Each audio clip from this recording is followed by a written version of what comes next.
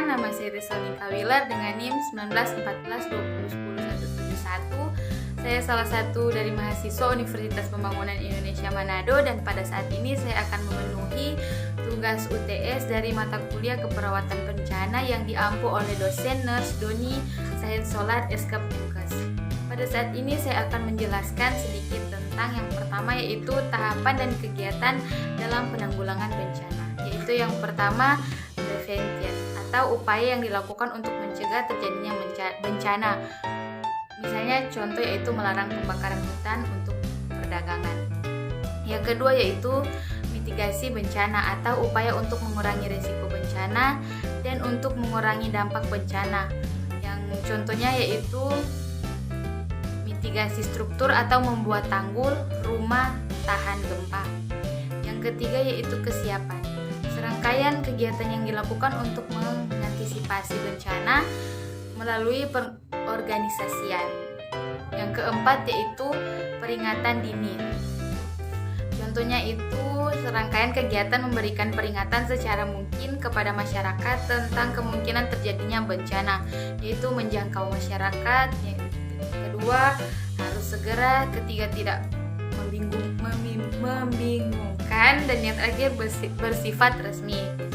Yang kelima, tanggap darurat, yaitu upaya yang dilakukan segera pada saat kejadian bencana untuk menanggulangi dampak yang ditimbulkan.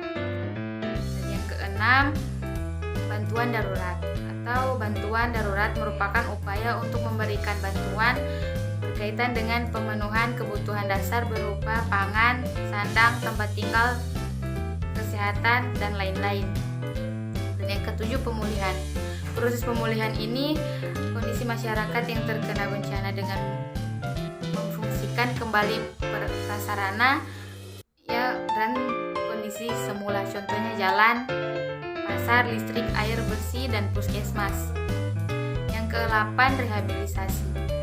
Rehabilitasi adalah perbaikan atau pemulihan semua aspek pelayanan publik atau masyarakat sampai tingkat memadai pada wilayah pasca bencana dengan sasaran untuk normalisasi dan berjalannya secara wajar.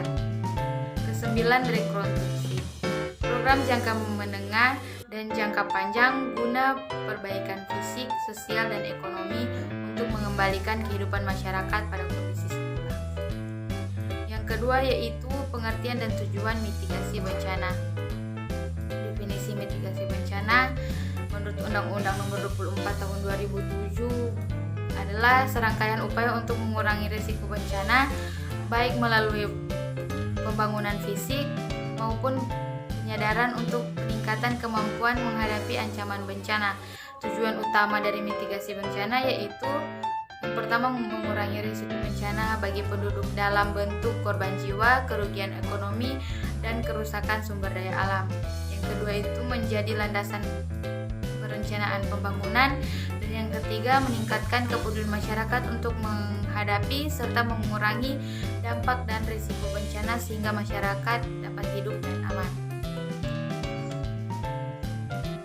Kita masuk pada materi yang ketiga yaitu pengertian kelompok rentan. Menurut Undang-Undang Nomor 24 Tahun 2007 Pasal 55 Ayat 2, kelompok rentan dalam situasi bencana adalah individu atau kelompok yang terdampak lebih berat diakibatkan adanya kekurangan dan kelemahan yang dimilikinya yang pada saat bencana terjadi menjadi berisiko lebih besar, meliputi bayi, balita, dan anak-anak, ibu yang sedang menyusui atau menyusui, penyandang cacat atau disabilitas, dan orang lanjut usia.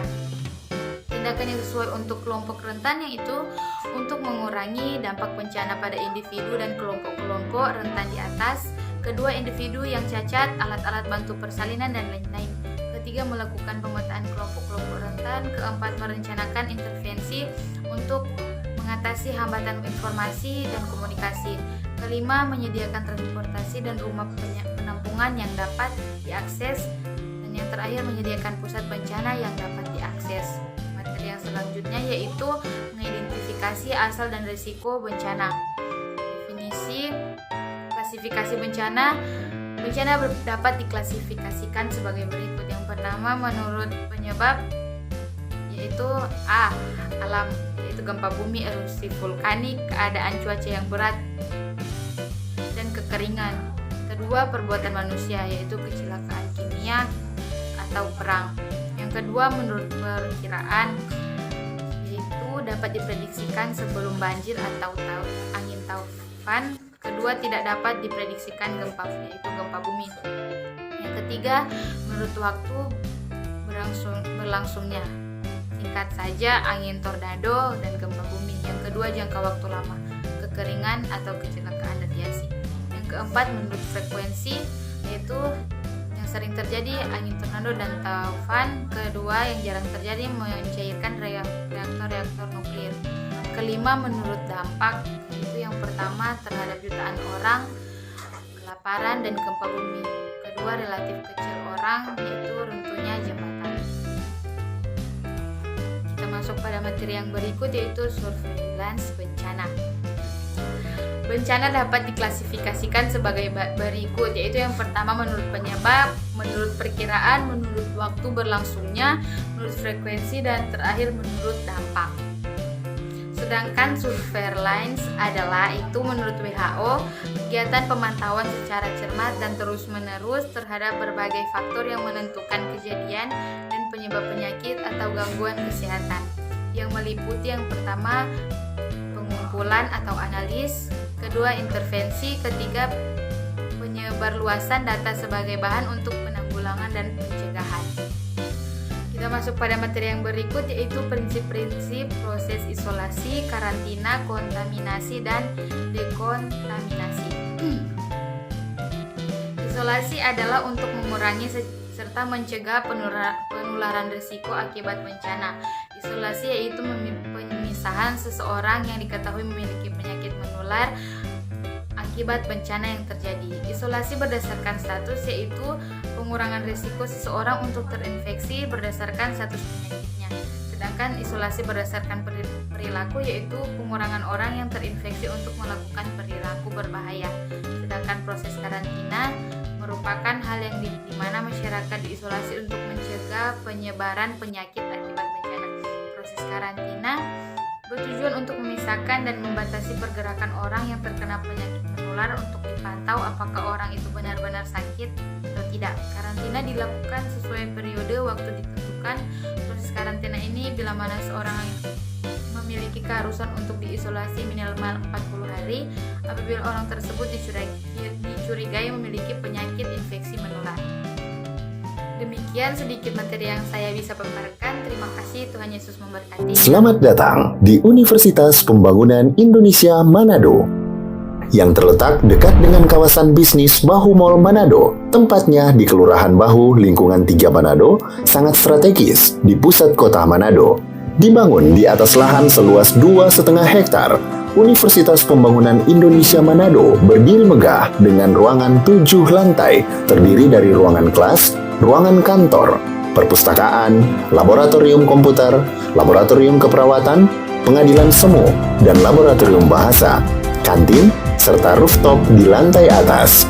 Universitas Pembangunan Indonesia Manado memiliki 6 fakultas dengan program studi, yaitu Fakultas Pertanian, Prodi Agribisnis, Fakultas Hukum, Prodi Hukum, Fakultas Teknik, Prodi Teknik Elektro dan Teknik Sipil, Fakultas Ilmu Sosial Ilmu Politik, Prodi Ilmu Politik, Fakultas Sastra, Prodi Sastra Inggris, Fakultas Keperawatan, Prodi Ilmu Keperawatan, dan Profesi Nurse.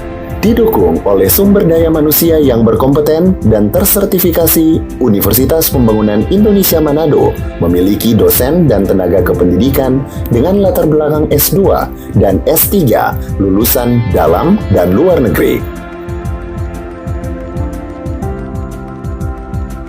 Proses belajar mengajar dilaksanakan dengan teknologi informasi merujuk perkembangan dunia modern saat ini, dilakukan dengan sistem e-learning dan sistem ujian online atau ULAIN.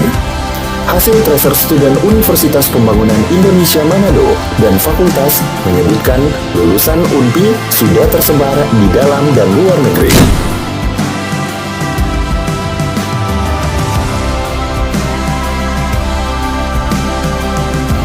Selamat bergabung putra-putri terbaik bangsa. Kembangkan dirimu, raih cita-citamu setinggi bintang di langit. Kami siap menghasilkan generasi terbaik dan pemimpin di masa depan.